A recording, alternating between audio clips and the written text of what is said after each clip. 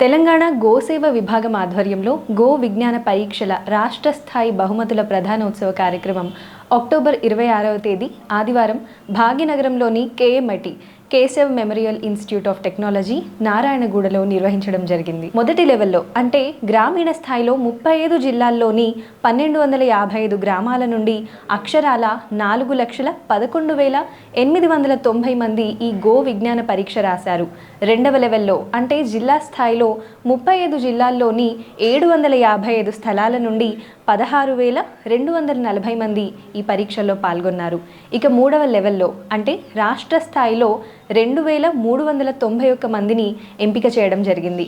కానీ ఇందులో 1,871 మంది మాత్రమే పరీక్ష రాశారు. కేఎంఐటి నారాయణగూడలో ఈ పరీక్షకి సంబంధించిన బహుమతి ప్రధానోత్సవ కార్యక్రమంలో 1,871 మంది పరీక్ష రాసేవారితో పాటు వాళ్ళ తల్లిదండ్రులు, ఉపాధ్యాయులతో కలిపి 2,000 మందికి పైగా పాల్గొన్నారు.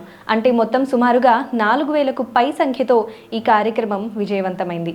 ఈ కార్యక్రమంలో కేంద్ర మంత్రులు బండి సంజయ్, కిషన్ రెడ్డి ముఖ్య అతిథులుగా పాల్గొన్నారు. గావో విశ్వస్య మాతరః, గోమాత విశ్వానికే తల్లి, గో విజ్ఞానం, శాస్త్రీయత, గో ఆధారిత ఉత్పత్తులపై ప్రశ్నలు అడిగి యువతలో అవగాహన పెంచే ప్రయత్నమే ఈ గో విజ్ఞాన పరీక్ష యొక్క ఉద్దేశం.